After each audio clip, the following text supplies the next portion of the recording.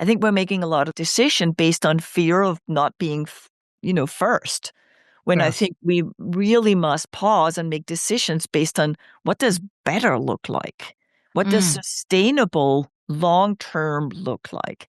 Yes, we might not be first now, but we might lead the game in the long run.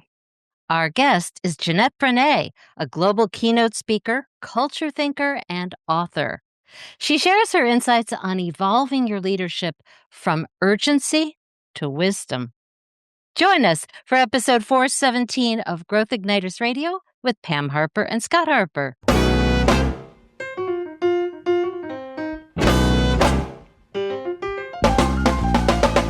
This episode is brought to you by Business Advancement Incorporated, enabling successful leaders and companies to accelerate to their next level of success.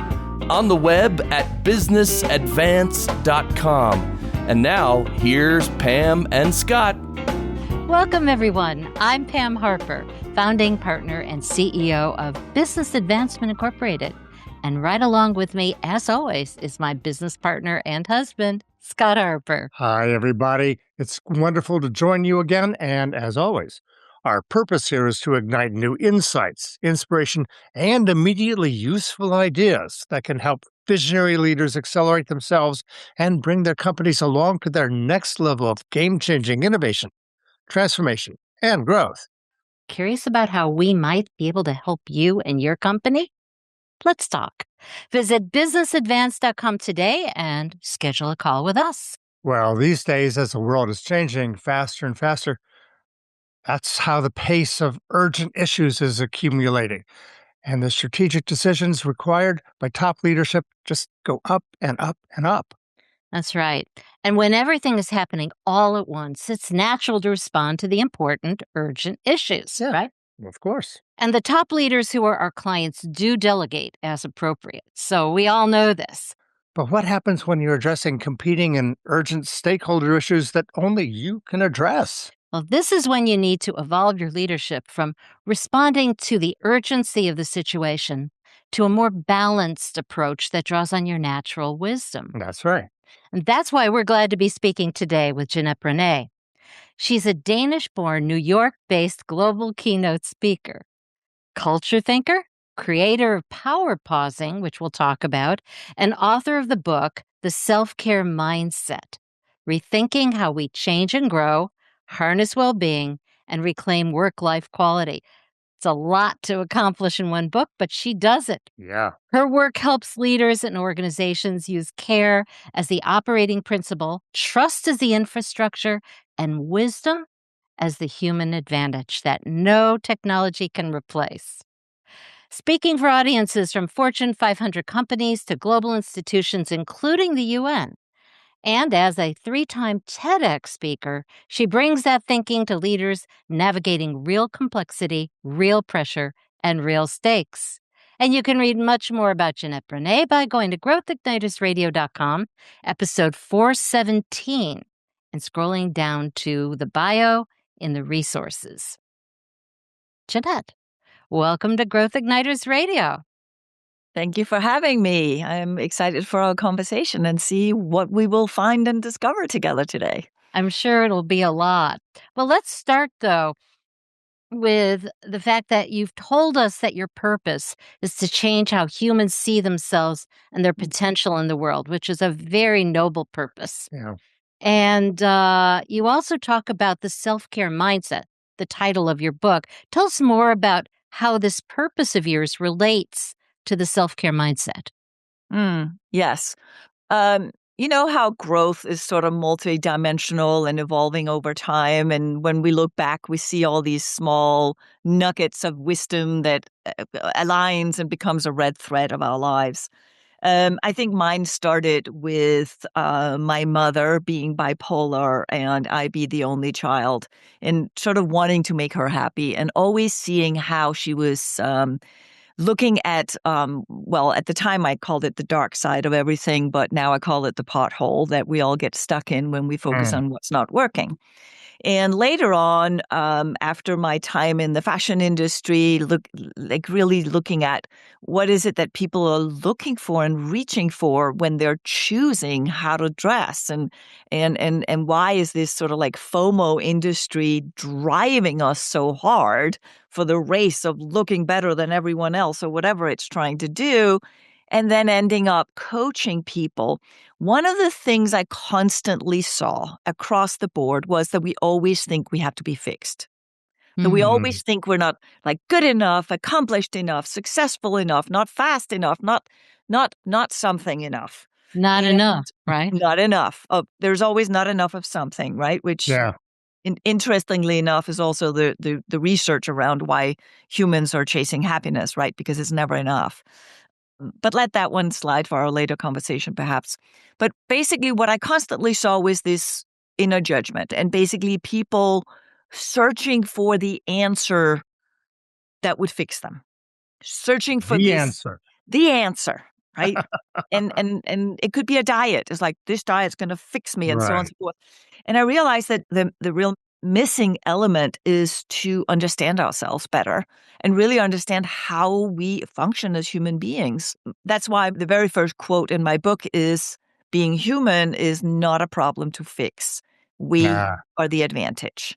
And I firmly believe that in this AI driven world, we need that more than ever to understand our human relevance and our human advantage.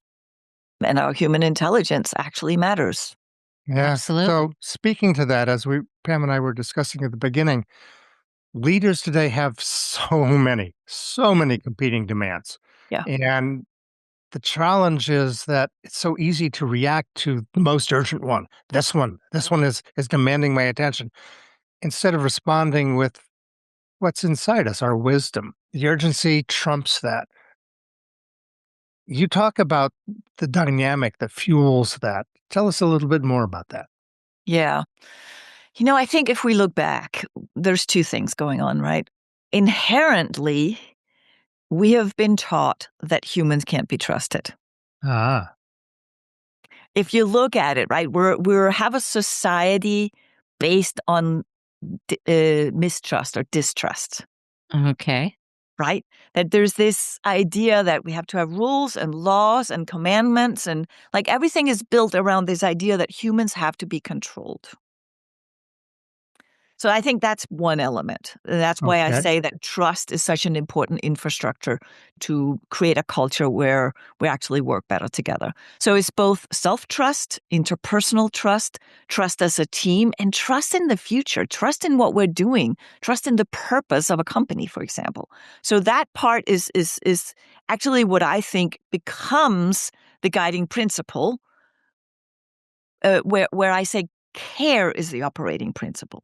Ah, So if we look at care and trust as the two pieces that help us navigate this overwhelm, then I do believe we will find a way to move through it without losing traction, mhm. but actually creating momentum that matters. And so this sounds a little complicated, and I'll sort of like Yeah. take it, bring it, take it apart a little bit. So Please. I believe that fear is the automatic behavior that drives us. We're trying to Yes. protect something. We're afraid we're not going to make it happen. I often say that we don't actually burn out from working too much. We burn out from worrying too much, thinking that Uh-huh. we cannot complete, achieve, or make it happen, or that we don't feel supported in achieving our goals. Mhm. And Yeah, so, neuropsychologists have shown that people are the brain focuses much more in on preventing loss yeah, than accomplishing gain. exactly. That's just how And the brain so works.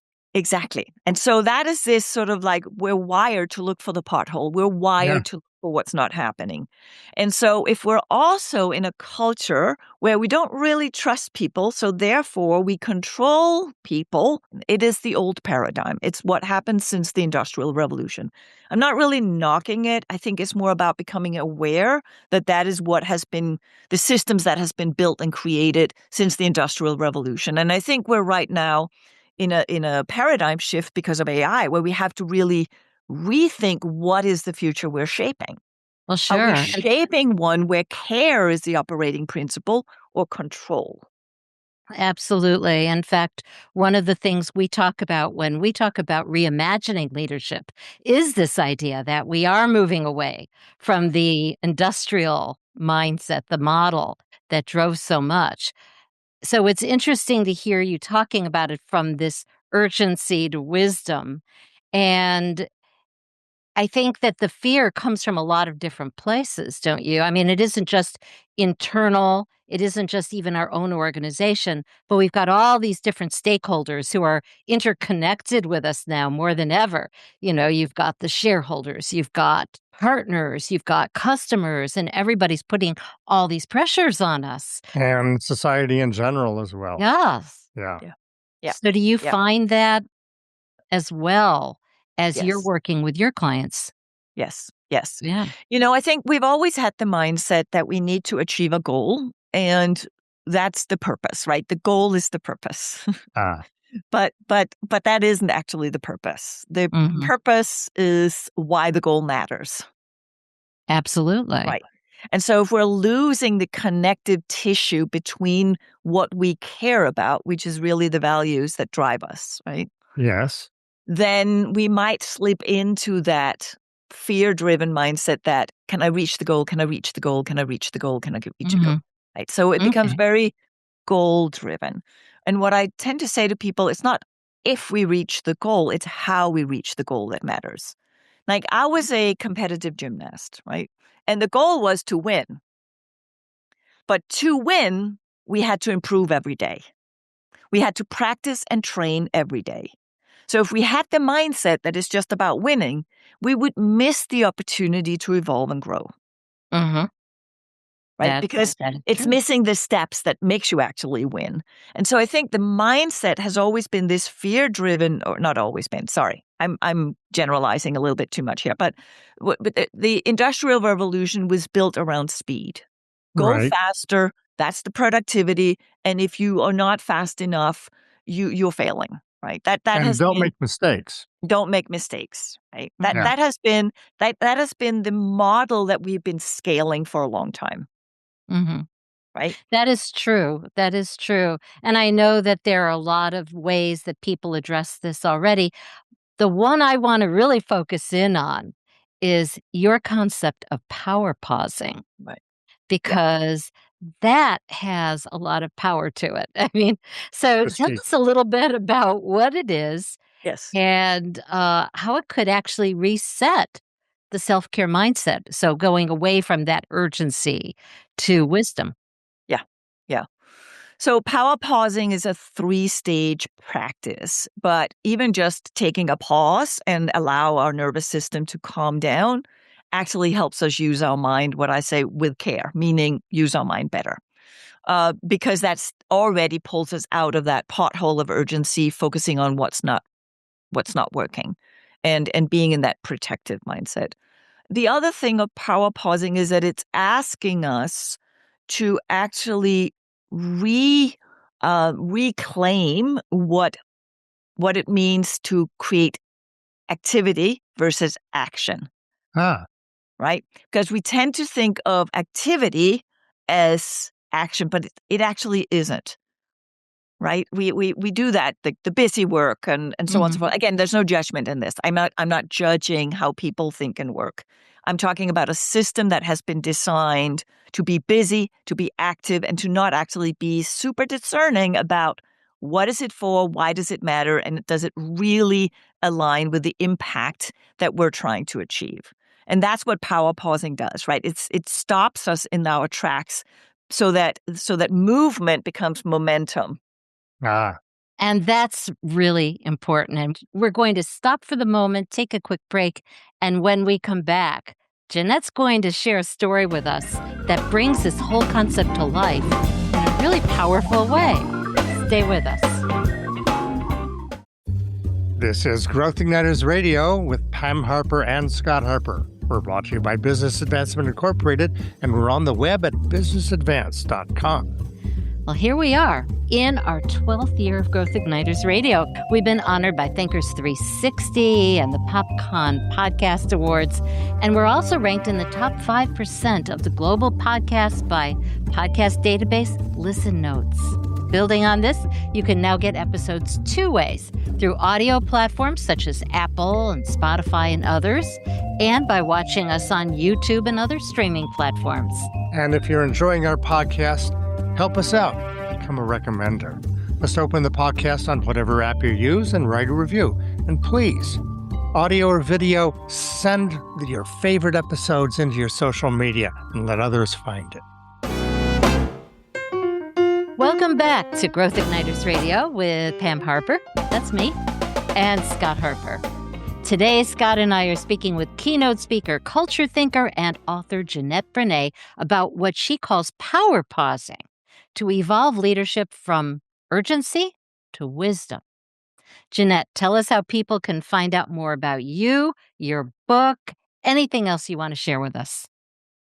Sure. Thank you. You can find me on my website, JeanetteBronée.com. And I'm on social media pretty much everywhere, even if I might not be super active everywhere. And under the same name, Jeanette Bronée, I don't think I can hide. I think I'm the only one in the world with that name. So you'll find me if you look for me. You can find more information and links to this episode by going to growthignitersradio.com, episode 417, and scrolling down to resources. So in the first segment, we spoke about the urgency that is upon us with the world changing in so many different ways, and how tempting in some ways it is to just respond with urgency, even when we know that there are better ways to respond. But Jeanette has been sharing with us that there is another way to begin to approach all of this so that we can evolve from responding with urgency to wisdom, and that is power pausing. And how did you come up with this, Jeanette? I mean, this is your response to this. Yes, Or what was that thing that made it happen for you? Again, many red dots along the way that aligns that. It started with my own burnout and realizing that I had been chasing the wrong goal. Uh-huh. And that I was just trying to prove myself rather than improve myself. And so that was one thing. But then when I burned out, I had conversations with my dad, and I realized that when I was younger, when I was a child, he would always ask me what I was chasing and why couldn't I just be in this moment right now? Because I would always talk about next. So I was always somebody rushing forward. Ah. So I actually had to learn to not only pace myself, but actually stop myself and ask, am I chasing the right goal? Am I fulfilling the right purpose here? Am I in the right direction? Am I giving my energy to what actually will create the impact that I'm trying to achieve? Because In other words, that I think is a big thing for us humans, right? yeah, tapping into wisdom. That's what I hear. Yeah. Yeah, and so the power pause is a 3-stage process that I actually learned from all the years of mindfulness, meditation practice, studies around Buddhism and mindset and psychology and neuroscience. And oh my God, I studied so many things because I wanted to understand. Well, at the beginning, I wanted to understand what makes us sick, aka stress, versus Uh-huh. what makes us healthy, which is feeling fulfilled and that we actually are having some sense of agency over our own lives, right? Mm-hmm. And we can make choices with care. Jeanette, talk to us a little bit about a story that you shared with us that was about a top leader who was using power pausing to focus attention and respond with wisdom. Yes. I do have many examples, but I think this one sort of illustrates what happens in the room when a leader is the role model of power pausing. and brings the team in to pause together. And this isn't about taking 5 minutes and sit and breathe and so on and so forth, but it is about creating space for something new to appear. And so when we individually power pause, we understand how our mind is functioning right now. It's almost like watching our thoughts. It's also called metacognition, right? We're watching what we're thinking and how we're thinking. We're watching that pattern. And so if a leader can take that pause for a moment and notice their own urgency, which is the second stage of how am I feeling in there? Am I feeling the urgency? Am I feeling the impatience to jump in and catching that before that happens? Now we can then sit with the team and say, okay, can we just pause, everyone? We're getting a little off topic, or we need to reset the room. It's getting a little, distracted in here, whatever it is that we're naming what's Mm-hmm. going on. And then invite people to say, let's just pause on this for a moment. And then repose the question. For example, one of the questions I invited this leader to ask is, what is a question we haven't asked? Yeah. And she was telling me how it created a really awkward moment. Like everybody was like, wait, what is a question we haven't asked? Because everybody's throwing answers into the pond of ideas, right? And all these Right. ideas might be great, but are they actually aligning with what we're trying to achieve? Yes. So in that moment, she said it became a really awkward sort of giggling and exchanging looks and wondering what was going on. But as they started doing it together in their meetings, they started realizing that they could actually find questions they might not have explored. And they were able to dive deeper into solving problems, because a lot of times we fix the symptom of a problem. Yes. Mm-hmm. We don't actually pause for long enough to go to the root cause of the problem, which is what I call fixing potholes versus Mm-hmm. building a new road forward. And so she said, once they started getting a little bit more used to this awkward moment of silence, they actually started sort of becoming more reflective individually. And then together having more grace and space and more respect for each other in terms of listening and being curious, so that they could have that sense of collective critical thinking, which is where our wisdom starts to become shared. Mm-hmm. Now, this is very interesting because it really speaks to something that Pam and I talk about a lot. And one of those things is we say to ourselves and to people we work with, if you're talking and talking and talking, it's not getting better, you're not talking about the right stuff. Yeah. You have to ask, what else could be going on? What else could be behind this? How else can we make this better? And if you do that, I didn't know we were power pausing, but it sounds like that's in that category there. Yeah. Yeah. Yeah. And I have sort of three questions that I tell people to ask. And that Okay. is, what are we trying to achieve? Yes. Why does it matter? And to whom? Mm-hmm. Because that's how we can reset our attention and realign our intention and our attention with the action, which is the third stage of power pausing. The third stage is, what are we actually going to do? What are the actions we can take? Mm-hmm. Um, and that is what I think is that almost like a thinking process. Yeah. Yeah, definitely. So, Jeanette, I have to ask, what ended up happening with the CEO and the team? They went through the power pausing. What happened?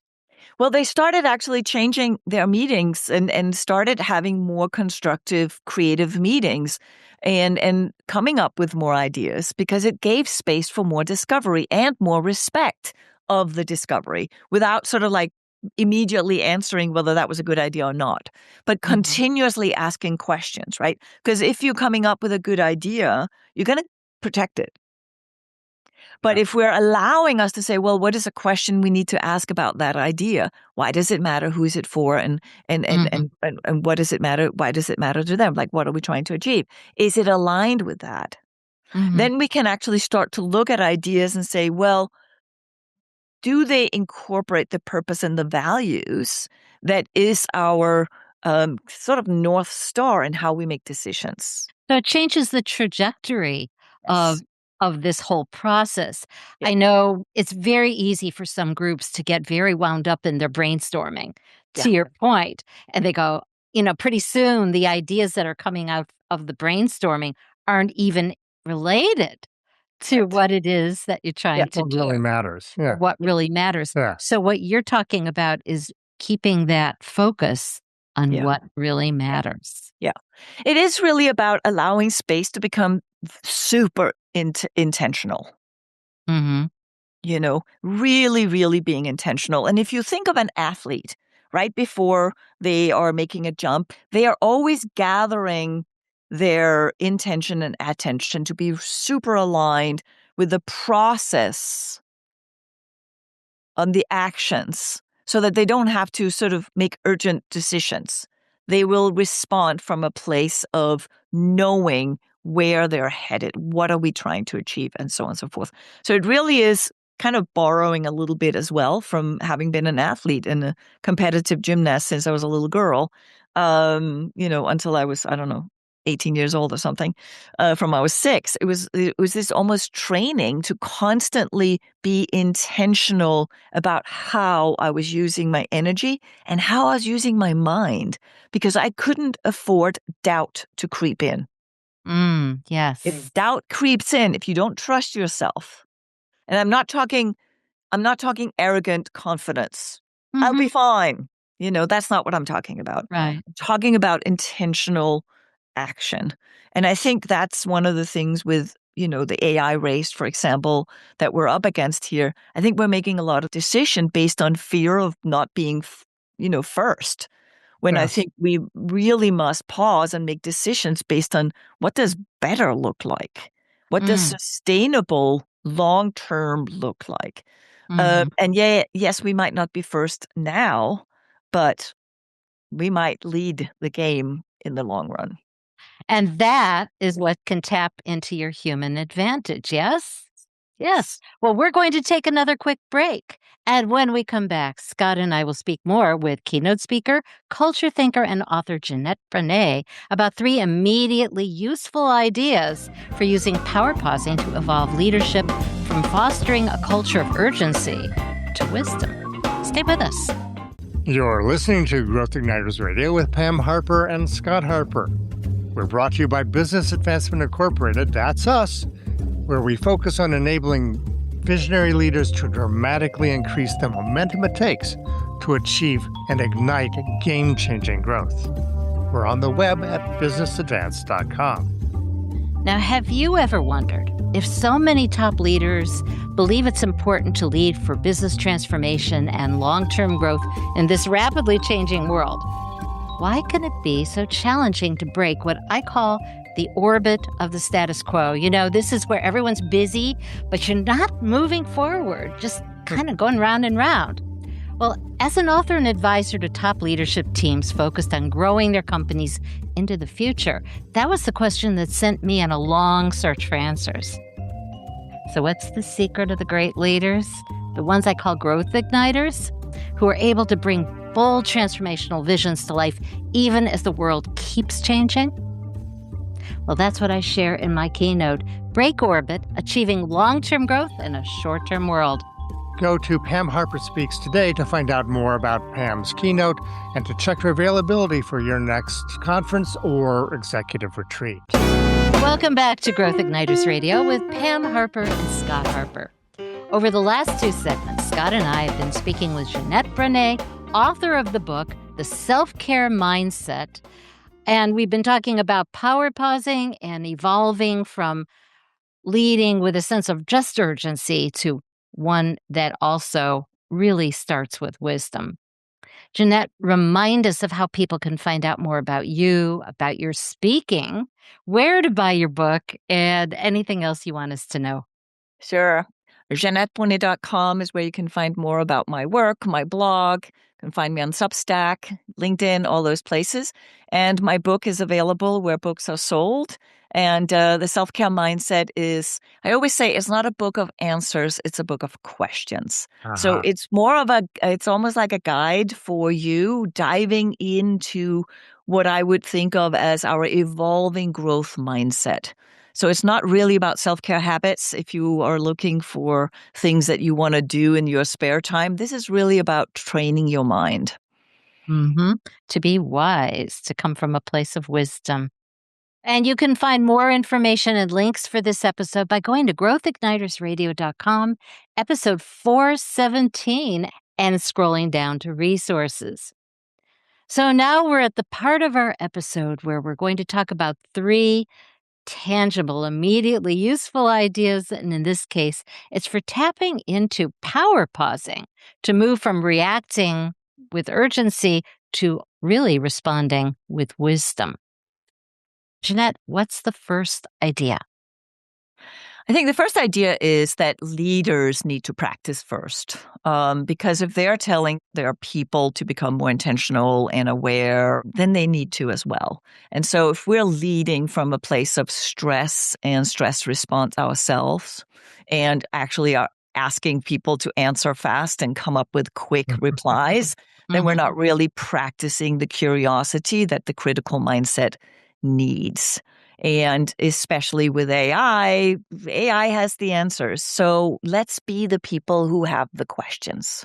Okay, so to immediately get into practicing, leaders need to exemplify how they're fostering this culture.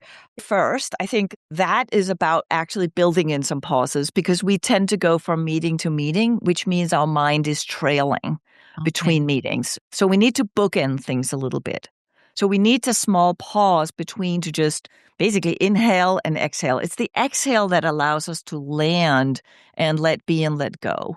And even though that could sound like relaxing, it's really about resetting your nervous system and recalibrating your attention. Because I think we've all tried to go into a meeting and we're still thinking about the last one. So we're actually not really there. And it's really wasting time, right? We can create a little bit space either between meetings or as we start the meeting. Just land everyone instead of jumping straight in. We can say, okay, let's just, land here together. Is there anything we need to just put away before you're present here? Even just saying that or saying something that fits whatever culture you're in about being here, being present now. I'm not talking chit chat. I'm actually talking intentional presence. Yeah. Okay, we could so that's create a that really great precision. question. If you're going to be here, be here. That's my favorite saying. If you're going to be here, be here. But I like, what can we do to make sure we're all here? Yeah. What's the second question, Jeanette? The second one is what I was mentioning before, sort of like, what are these 3 questions? But I like this one first, which is, what do I need right now so that I can, whatever it is that's right in front of us? And that could, for example, be, what do I need right now so that I can be present? What do I need right now so I can have more confidence? What do I need right now so I can have more clarity? Because the way the mind works, and that's that pothole symptom fixing that I was talking about before, Right. if we're focusing on what we're trying to avoid, we're still stuck. So we have to tell our mind, what are we trying to achieve? So a big part of power pausing is to actually tell our mind what it is we wanted to focus on. Yeah. And that question, what do I need right now so that I can ... what it is we're trying to achieve. That resets our attention. And that is how we can bring that presence to a moment.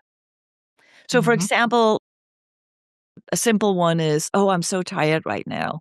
If we are saying, what do I need so I'm not so tired? You're still telling your mind to be tired. But if you're saying, what do I need right now so I have more energy or more vitality, then you're going to look for the answer to that. Because the mind will look for the answer to the question you ask. Whether you know it or not. Whether you know it or not. Right. And this is actually based on my training as a hypnotherapist. Okay. Hypnotherapy in action. And This is actually a really powerful question because it redirects our attention all the time. And it's also something we can use in meetings.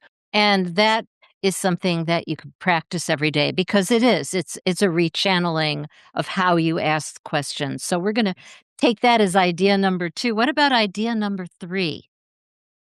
That is to trust the collective wisdom, trust the collective idea gathering.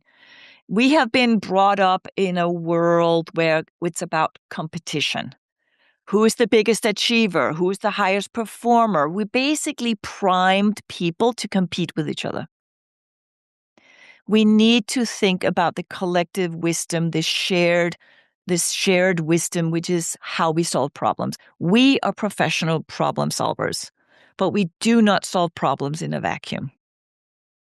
And so a leader needs to understand the power of creating that interpersonal trust that is the infrastructure of a high-functioning team. And I say high-functioning instead of high-performing. Yes. Mhm. Because high-functioning is about the emotional, what I call emotional agency, not just emotional intelligence, that comes from everyone having space to actually reflect and observe themselves, and then together ask the questions. And we have to have that trust within ourselves and with each other to be able to foster ideas and creativity and innovation and problem solving, which essentially is what we humans need to be the purveyors of with discernment in an AI-driven world, because answers are cheap now. Collaboration is the way that we need to move. What Yeah. would be something that somebody listening right now could hold on to that could get them moving in that direction? That takes the leader truly practicing for themselves so that their somatic intelligence, which is read the room, Yeah. their relational experience and relational intelligence comes first. And then you can use those 3 questions that I mentioned to actually gather the collective intelligence. And that is, what are we trying to achieve? Why does it matter? And to whom? Mm-hmm. And that is how we align what I call our inner brand with our outer impact. We're at the end of our episode. Jeanette, can you leave us with a final thought about evolving from a sense of urgency to wisdom? I would ask leaders to dare rethink what performance looks like in our new world and really understand the power of togetherness. And I'm not talking cute and cozy and having tea and all that kind of stuff. It's not ping pong tables all over again. It's really tapping into that collective wisdom and collective human intelligence that is in the room and daring to trust that that is actually what can be discovered and emerge when we're willing to sit with the discomfort of pausing and asking more questions without knowing the answers. It is asking a lot of a leader to step into that position of not knowing, but trusting themselves that they can figure it out. There is a saying in Iceland, for lack of saying it in the correct way, but "peta redast," I think is appropriate pronunciation of it. And it means it will all work out. And it's not this sense of like blind hope that it'll be fine. It is a belief that together we will figure it out. And I think if we can establish that belief system, we will really build a culture where trust is the infrastructure and care is the operating principle for everything we do. And that is how we can become human-driven, which is something we really need in our AI-driven world. Well, Jeanette, thank you so much for being our guest on Growth Igniters Radio. Thank you very much for having me and for your care and attention to this conversation. Oh, Jeanette, thanks so much. And thanks to all of you out there for listening to Growth Igniters Radio. And to contact us, get show notes and resource links for this week's episode, or schedule a call with us, go to growthignitersradio.com and select episode 417. Until next time, this is Pam Harper And Scott Harper. wishing you continued success and leaving you with this question to think about, pause, and act upon. What is one thing we can begin to do today so that we're responding to urgent demands from a place of wisdom? Growth Igniters and Growth Igniters Radio with Pam Harper and Scott Harper are registered service marks of Business Advancement Incorporated. All Growth Igniters Radio episodes are copyrighted productions of Business Advancement Incorporated. intended for the private use of our audience. Except as otherwise provided by copyright law, all other uses including copying, editing, redistribution, and publication without prior written consent of Business Advancement Incorporated are prohibited. All rights reserved.